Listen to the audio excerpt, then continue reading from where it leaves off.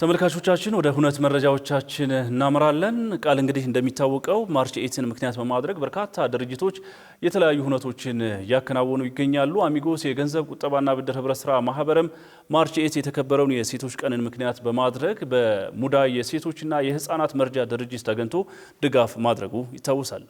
ከዚህ በተጨማሪም ለሴቶች ብቻ ያዘጋጀውን ልዩ የብድር አገልግሎትም ይፋ አድርጓል። ባልደረባችን ሃይማኖት ወርቁ በዚህ ዝግጅት ላይ ተገኝታለች። ተጨማሪውን ታስቃኘናለች። ለ13 ዓመታት በዘርፉ የቆየው አሚጎስ የገንዘብና ቁጠባ ብድር ህብረት ስራ ማህበር ዓለም አቀፍ የሴቶች ቀንን ማርች 8ን ምክንያት በማድረግ በሙዳይ የሴቶችና ህፃናት መርጃ ድርጅት ድጋፍ ለሚያስፈልጋቸው ሴቶችና ህፃናት ድጋፍ ያደረገ ሲሆን ከዛ በተጨማሪም ለሴቶች ብቻ ያዘጋጀውን ልዩ የብድር አገልግሎት ይፋ አድርጓል። ሙዳይ የቻሪቲ እንዲሁም ደግሞ የበጎ አድራጎት ድርጅት ላይ ተገኝተናል። እንግዲህ ይህንን የሴቶች ቀን ስናሳልፍ አሚጎስ የሶሻል ሪስፖንሲቢሊቲ ወይም ማህበራዊ ኃላፊነቱን በተለያዩ አካባቢዎች እንደሚወጣ ይታወቃል። ስለዚህ ዛሬ ማርች 8ን እኛ ለብቻችን ማክበር አልፈለግንም። እንደዚሁ መተን እንደዚህ አይነት ቦታዎች ላይ ወገኖቻችንን ድጋፍ እያደረግን መርዳት ያለብንንም እየረዳን በዚህ ማዕከል እንድናሳልፍ ያው ብዙ ዝግጅቶችን አድርገን ነው እንግዲህ ዛሬ የተገኘ ነው ማለት ነው። አሚጎስ በርካታ ሴት ሰራተኞችን በቋሚነት በመቅጠር የሴቶች እኩልነትን ከማረጋገጡም በላይ በሴቶች ዕውቀትና ክህሎት ተጠቃሚ መሆን ችሏል። በዚህ መሰረት በአሚጎስ ውስጥ ከ47% በላይ የሚያክሉ ሰራተኞች ሴቶች ናቸው። ዓለም አቀፍ የሴቶች ቀን ማርች 8ን አስመልክቶ አሚጎስ ይፋ ያደረገው የሴቶች ብቻ ልዩ የብድር አገልግሎት እስከ መጋቢት 22 የሚቆይ ሲሆን የብድር ጣሪያውም እስከ 20 ሚሊዮን ብር ድረስ መሆኑ ተገልጿል። አሚጎስ እንግዲህ የዛሬ 13 ዓመት በ20 ጓደኛሞች በ9000 ብር ካፒታል ነው የተቋቋመው።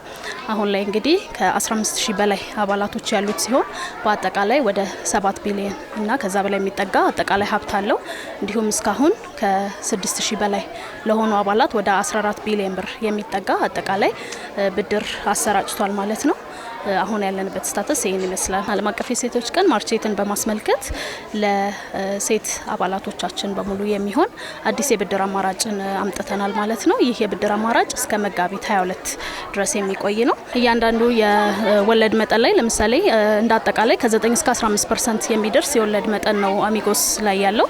ማክሲመሙ 15 ነው፣ ሚኒመም ደግሞ 9% ነው። እንግዲህ ለሴት አባላቶቻችን የ1% የወለድ ቅናሽ ያደረግን ነው የሚሆነው። ስለዚህ ሚኒመም ከ8% ጀምሮ የወለድ መጠን ተጠቅመው መበደር ይችላሉ ማለት ነው። ከፋፈል ሁኔታ ላይ ምንድነው ያው ሴት አባላት ወለድ ቅናሽ ሲደረግላቸው ሳምሃው ብድሩ ላይም የቅናሽ አጠቃላይ የብድሩ ላይ ቅናሽ ይደረጋል።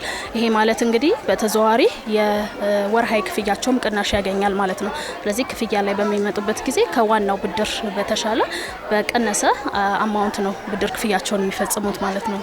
እንግዲህ የብድር ጣሪያችን 20 ሚሊዮን ነው። 20 ሚሊዮን ድረስ ለቤት ግዢም ሊሆን ይችላል፣ ለመኪና ብድር ሊሆን ይችላል፣ እንዲሁም ለቢዝነስ ማስፋፊያ በዚህ ክልል ውስጥ ያሉትን መውሰድ ይችላሉ። እንዲሁም አነስተኛ የብድር መጠን የምንለው እንዳባሉ ፍላጎት ይሆናል ማለት ነው። እንዳባሉ ፍላጎት ጀምሮ ከሚጠይቀው ጀምሮ ማክሲመሙ እስከ 20 ሚሊዮን ድረስ ለተለያዩ የብድር አማራጮች መጠቀም ይችላሉ።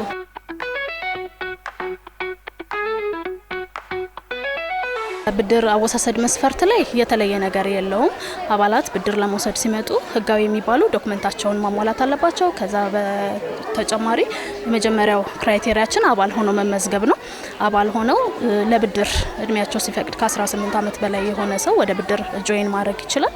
ስለዚህ ለሚያስቀምጡት ቁጠባ እንዲሁም ለሚጠይቁት ብድር ደግሞ ባለው ሴናሪዮ የምናስተናግድ ይሆናል። ከዚህ የተለየ የሚያደርገው ደግሞ ፕሮዳክታችን ያለምንም መጠበቂያ ጊዜ በዜሮ ዌቲንግ ፔሪድ የሚሰጡ አማራጮች አሉት። እንዲሁም ከ20% ጀምሮ ስንሰጣቸው የነበሩ የብድር መጠኖች ላይ አንድ ወር የነበረውን እንዲሁ ወደ 15 ቀን ለሴቶች ብቻ ዝቅ ያደረግን ነው የሚሆነው።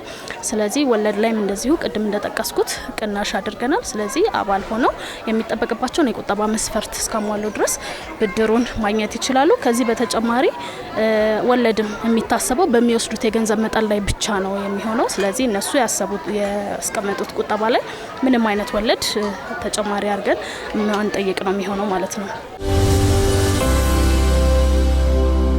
ተመልካቾቻችን ወደ ሌላኛው ሰሞንኛ የሁነት መረጃችን አልፈናል። ሰሞኑን እንግዲህ የተከበረውን ዓለም አቀፉን የሴቶች ቀንን ምክንያት በማድረግ በኢትዮጵያ የሴቶች አመራርነትና የዲጂታል ፋይናንስ አካታችነት ላይ ያተኮረ ዝግጅት ተሰናድቶ ነበር። ሴቶች በፋይናንስና በቢዝነስ እንቅስቃሴ ላይ ያላቸው ሚና ምን ይመስላል፣ በቀጣይስ ምን መሰራት አለባቸው በሚሉ ጉዳዮች ላይ የተሰናዳውን ፕሮግራም ተከታትለን እንመለስ።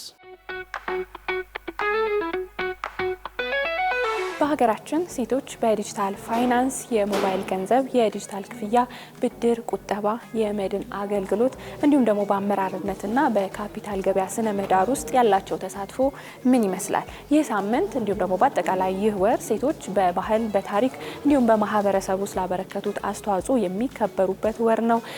የሴቶችን ዓለም አቀፍ የሴቶችን ቀንም ለማክበር በተዘጋጀው እንዲሁም ደግሞ በዋናነት ኢትዮጵያውያን ሴቶች በአመራርነት እንዲሁም ደግሞ በዲጂታል ፋይናንስ አካታችነት ውስጥ ያላቸው ሚና ላይ ያተኮረ ዝግጅት ላይ ተገኝተናል። አጠቃላይ ዝግጅቱ ምን ይመስላል የሚለውን እየተመለከትን አንዳንድ ሀሳቦችንም እያነሳን እንቆያለን። አብራችሁን ቆዩ።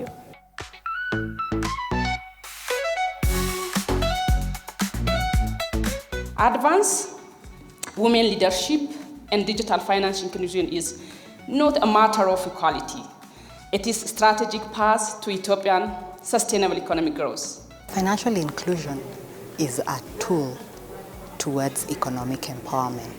የፋይናንስ አካታችነት የኢኮኖሚ ማጎልበቻ መሳሪያ ነው። ለኢኮኖሚ መጎልበት እንደ ግብዓት የምንመለከተው የፋይናንስ አገልግሎት ሰዎች ሀብት ማፍራትና ንግዳቸውን ማሳደግ ሲችሉ እናያለን።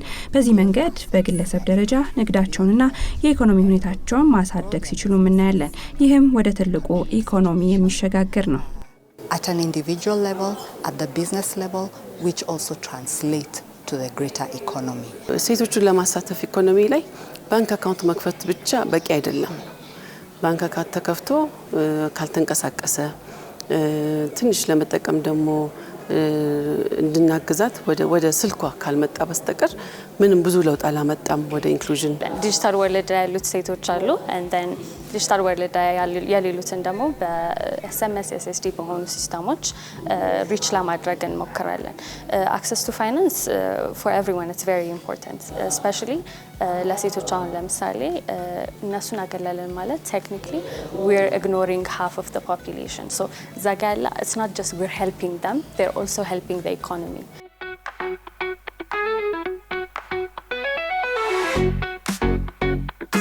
Even as we get into the digital revolution, ወደ ዲጂታሉ አብዮት ስንገባ ሴቶችን ወደ ኋላ የመተው ነገር አሁንም አለ። ሴቶች የስማርትፎኖች ተጠቃሚነታቸው አነስተኛ መሆኑና የኢንተርኔት አጠቃቀማቸው አነስተኛ እንደሆነ ይታያል። ስለዚህ የዲጂታሉ አብዮት አሁንም ሴቶችን ወደ ኋላ ሊተው ይችላል የሚል ስጋት አለን። ሌላው መሰናክል የምርት ንድፍን የተመለከተ ነው። አንዳንድ ጊዜ የፋይናንስ ተቋማት ምርታቸውን ይገነባሉ፣ ነገር ግን የሚሰጡት መፍትሄ የሴቶችን ችግር ያላገናዘበ ሆኖ እናገኘዋለን። in the solutions that they make. ዲጂታል ፕሮዳክቶቹ ራሳቸው አንዳንዴ ለሴት ማይመች አይነት ሊሆናል ወይ ሴትን ታስበው አይደለም የሚሰራው especially ትንሽና ጥቃቅን ምንለው ለሴቶች ማለት ነው። ሶ በዚህ ዙሪያ ላይ ኤፍኤስቲ በዚህ አመት ብዙ ስራ እየሰራ ነበር። የተገረመው ነገር ኢትዮጵያ ውስጥ ለካ ፕሮዳክት ከመጀመሪያም ሲታሰብ ሴትን ታስበው አይደለም የሚሰራው። So ዛሬ ዘን የመጣነው product which is very special to us, it's called Lanchi. It's a woman focused on healthcare microfinancing solution. Our solution really focuses on early screening, cancer screening, and also financial support for those women who might need it.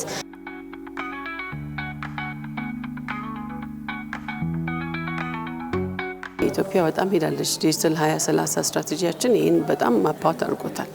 ስለዚህ አሁን በቃ እያለፍን እየሄድን ነው። የሞባይል አፕ የምናምኑ ነገር እንደ ወደ ኋላ የሚያስቀረን ሳይሆን በፍጥነት እያለፍ ነው የሄድንበት ጊዜ ስለሆነ በዛ መልኩ ትምህርትና የሊትሬሲ ፕሮግራሞቹ መዘጋጀት አለባቸው።